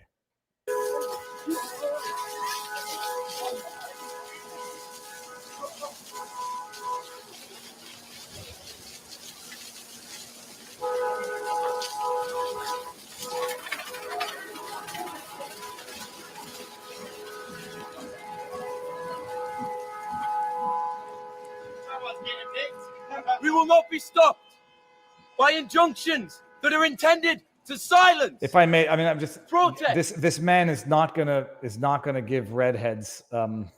There's already a meme out there that is not going to be contradicted by this. Okay, let's just hear this. We're a non-violent civil disobedience movement. Property violence, young man, is violence. You are not non-violent. Just let me throw that out there right now. We know that the changes in the laws, the injunctions against us are irrelevant in comparison with mass starvation, with the genocidal policies that our government is pushing for, with their 100 new fossil fuel licenses in the North Sea. Wait until this dude finds out where the minerals come from for the green energy that he ostensibly is supporting. Just wait until he finds out. I mean, he's going to be flabbergasted. Wait until he sees images of what lithium mines look like. Oh, but he doesn't have to worry about being poisoned because of some runoff from a mine in Africa, South America. He doesn't have to worry about it. He's in London. He gets to spray paint, cause property damage, commit property violence, and apparently, I don't know how long that goes on for, not getting arrested all that quickly. Wait until he finds out where the rare earth minerals come from that are required for the green energy that he so thoroughly loves. But that wasn't the only story. This is what I wanted to get to. The reason why I asked, here, let's see if I actually got an answer to the question. How many deaths with cause of, yes, okay. I know the sneaky counting. I actually just that's why I phrased the question the way I wanted. Here we go. Okay, that's not what I want to see. So I want to know how many Canadians' deaths were attributed to COVID. Because in 2021, 10,064 Canadians were euthanized. So I just want to know how many deaths they attribute to COVID, so I can just, contextualize that number. But I've got to tell you, it's fine. I tried to look for the answer. I couldn't find it myself quickly enough. You're all very funny. All of them. That's not the purpose. All right. Well, I couldn't get an answer. I'll see if I can find it. But you know that the euthanasia laws in Canada are becoming problematic when even W5, the outlet that defamed me as far as I'm concerned, but I don't think anybody's watching them anymore. But W5, when they start running pieces critical of this policy, and it wasn't even really that critical from what I saw. Someone was watching it and sent me a few clips of the W5 talking about the euthanasia laws in Canada. But it highlights a point that I've been talking about for a while now. I don't think I've been talking about it for a while, but it highlights a point that we've brought up. 10,064 Canadians were euthanized in Canada in 2021. That represents over 3% of all death in Canada. Let that sink in for a second. It represents 3% of death in Canada. They are going to expand the eligibility for MAIDs, medical assistance in dying, to include the mentally ill or the mentally unwell. I don't know if mentally ill is a politically incorrect term, but I'm going to use it anyhow. Mentally ill. They're going to expand it to include mental illness because, according to the debate that occurred in the Senate, it would be discriminatory not to offer the service of assisted death to the mentally ill. It would be discriminatory. You got to allow the mentally ill who in law cannot consent to contract under certain circumstances. You've got to allow them the opportunity to consent to being euthanized by the state. And people are not in as much uproar as they should be, but we saw now in Belgium, was it Belgium or Brussels? Brussels is the capital of Belgium. Belgium. A 23-year-old woman who survived the ISIS terror bombing a few years ago, euthanized because she had depression and couldn't go on living with the stress of what she went through.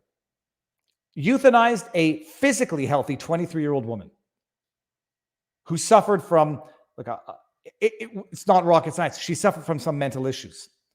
To not be able to move on and to have the depression, anxiety on a what's the not cornucopia, on a slew of medications. She was euthanized, and this is coming to Canada.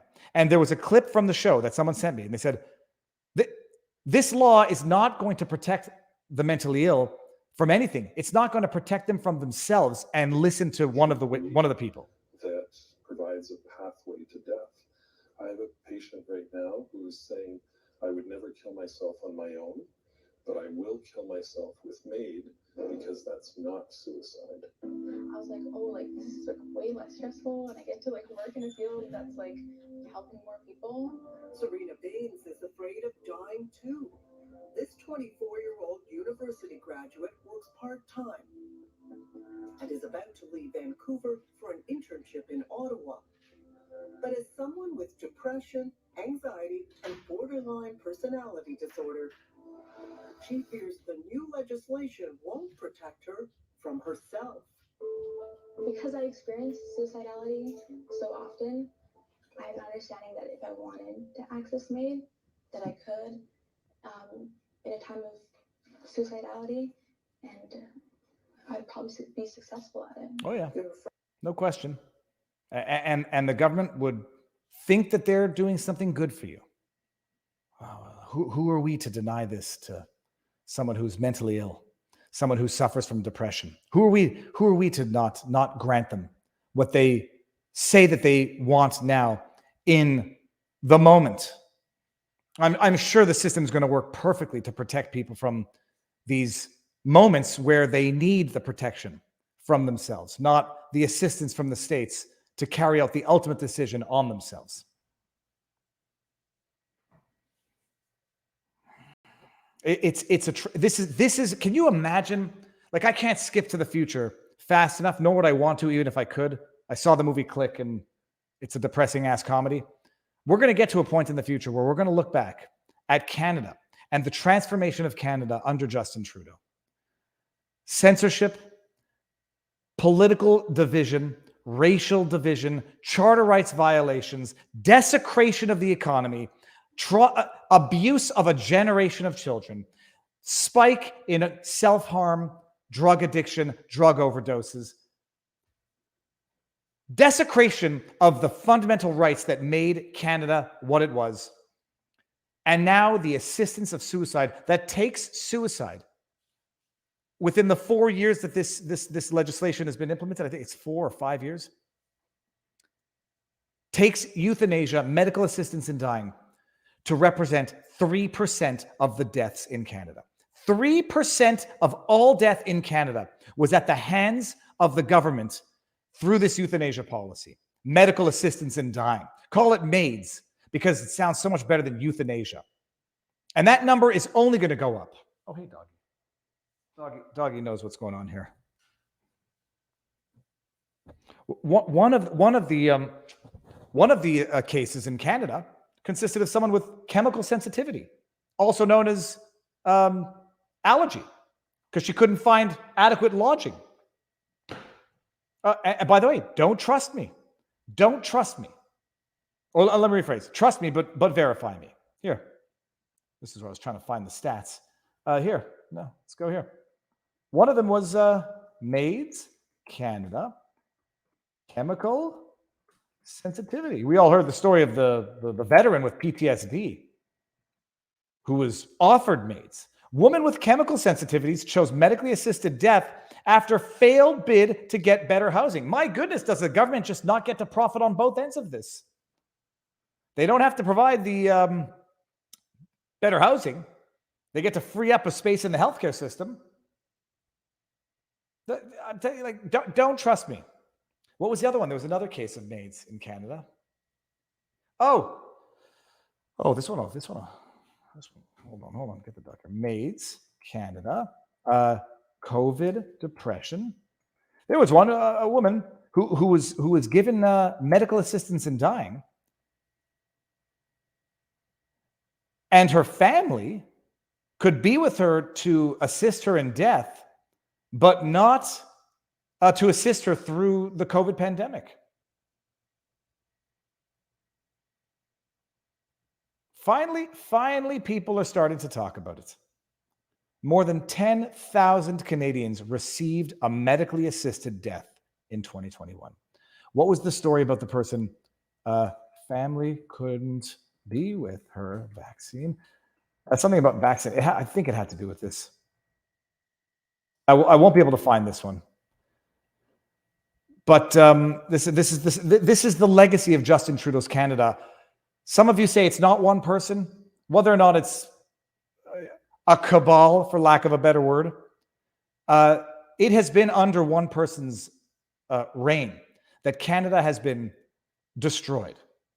Hopefully not irreparably.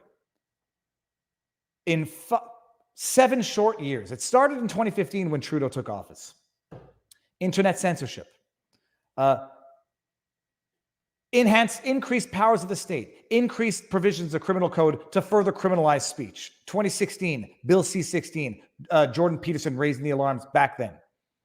Bill C-11, regulate the internet. Medically assisted death before COVID. Then comes COVID. Justin Trudeau donates our PPE that his top doctor is now required, says is going to threaten everyone has to wear again. Shut down the economy, isolate children, set people back years, if not decades, for psychological, intellectual development, self-harm, drug overdose, spiking in Canada, economy in shambles, shipping billions of dollars or hundreds of millions of dollars to finance foreign conflict. And now basically, yeah, let's let Canadians, let's give them free rein to kill themselves, or not to kill themselves, to allow the state to kill them. Don't call it killing them, though. Don't call it euthanasia either. Let's give it a nice clean name, like Maids. Medical assistance in dying. Let me see something here. All right, that is it. I'm going to go back and listen to the hearing. Let me give everybody the inquiry link, so everybody can go inquiry. Le inquiry. I will listen to the inquiry all afternoon with my embassy. I'm going to reach out to some people here. Okay, where are we at with the inquiry now? I'm going to go listen to it, but I'm not just going to stay live and do it for the sake of staying alive. Everyone, if you want to watch it, Rumble. Is this it? What's going on? My phone is beeping, but I'm not. Okay. Let me give you all the link. Here, this is the link. Go listen to it. And inquiry. And I'm going to go have either a Red Bull or a Field of Greens, but I need caffeine, or a cold brew. I got a new bottle of cold brew. Honk, honk, honk, psyop. Don't say that. That's an alliteration for Heil Hitler. I mean, one of the parliamentarians said that. So that's it. Go, everyone. Enjoy the day. Thank you for being with me this morning. I think I'm gonna read the room and not live stream the inquiry unless there's something really interesting, like a really good witness. Like maybe Jim Watson, the Ottawa mayor, would be good. If Justin Trudeau ever takes the stand. Everyone says no Red Bull, no Viva. Okay, fine. I will do cold brew. I just couldn't find the Perrier caffeinated beverage that I fell in love with. But so that's it. Everyone, go enjoy the afternoon. Just to thank my sponsor again, Home Title Lock. Go get that free assessment to see if you actually have the deed to your property. HomeTitleLock.com/Viva. Viva working the graft and not the grift. Hard work. And I want to thank Home Title Lock for actually having the courage to sponsor a channel like mine. It says something about the product, but I also use the product. As I do Field of Greens, but that's tomorrow. So go enjoy this and don't lose faith, but don't have blind faith. The Lord loves a working man. God helps those who help themselves, and so on and so forth. But whatever you do, I know Jeremy McKenzie. I've been seeing some of the chat. Jeremy McKenzie is in jail and apparently hasn't been heard from. And I've reached out to see if I can get any actual reliable news. Because, you know, again, whatever you think about people who say and do stupid things, you have to make sure the system remains a system of justice and not a system of political punishment. But it seems that the judicial system everywhere has now become a weaponized system of political punishment where allies get off and adversaries get the boot. So in as much as everyone continues to inform themselves and do what they can, do it in a manner that will make your parents, your children, and your pets proud, or at the very least, not ashamed of you. What do you say, Winston? He smells good. And you know what? Because I know that I have to leave this with a video so that it doesn't get cut off on Rumble, I'm going to give a cute video of Winston. Let's just see here. Winston when he was a baby. Viva family Winston. Hold on.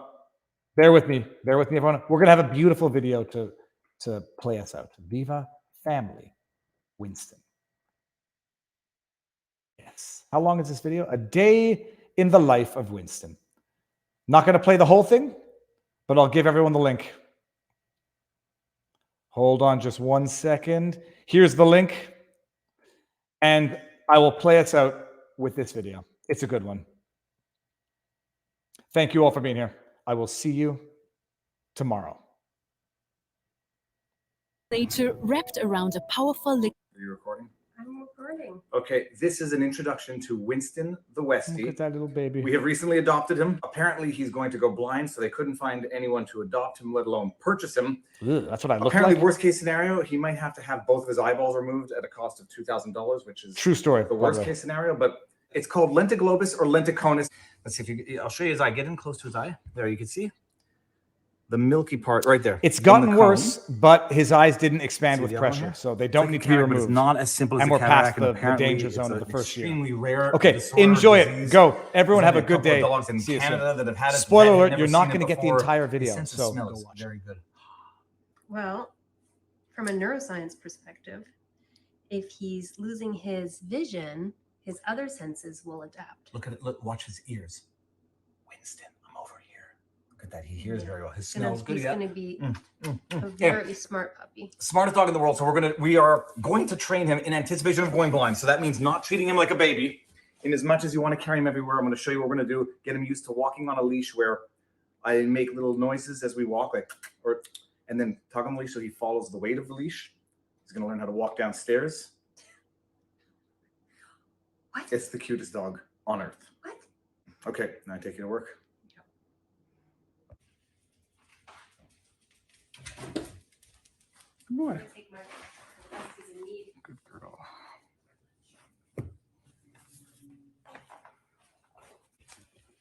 Okay, here.